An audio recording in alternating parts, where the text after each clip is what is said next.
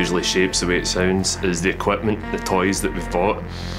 Just before we go in, Barry just bought a modular synth that it's just on pretty much everything on the new record. The more of that stuff you accumulate, the more you tend to use it. So we've been around for a long time, and we've got a lot of synthesizers and pianos and little samplers things and stuff. So if you run out of ideas on a guitar, which happens a lot, then you have to go to something else. But they're good fun as well. I think the good thing about the synthesizer is a lot of the time you don't really know what you're doing with them, and that's when you tend to come up with good stuff on them.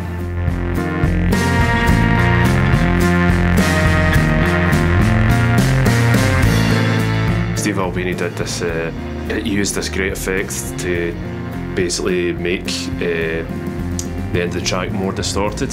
He would record the tape onto a C90 tape and then record what was on the C90 tape back onto the actual tape, and kept doing it in stages, and it just got dirtier and dirtier and dirtier sounding, and it was brilliant. It sounded really, really good.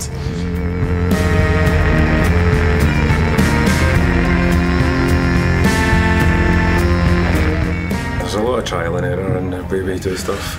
That's just sort of how we do it, I think. Yeah, people think that you go in with an idea of how an album's going to sound, but once you've recorded the 20 tunes and you've picked the 12 best ones, or ones that fit together, that's when the album is really formed as a whole piece. You can't really tell in advance before you start recording what's going to end up being good enough to go on. When we're working out the track list, then I always think of side A and side B like a record.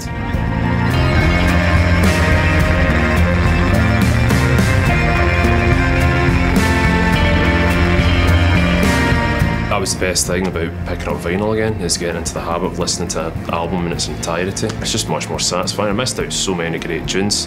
I personally never really liked CDs that much, and eventually got around to buying them. Just preferred just sounded much warmer, and you got a lot louder, and I liked liner notes. That's something I miss. You don't really get anymore. I used to like sitting there reading the liner notes. I didn't even understand downloads. I remember when we went on tour for our third album and we played one of the new songs that wasn't out for a couple of weeks, and everyone cheered. I had no idea. I didn't actually understand that you could steal music off the internet. That was a fright.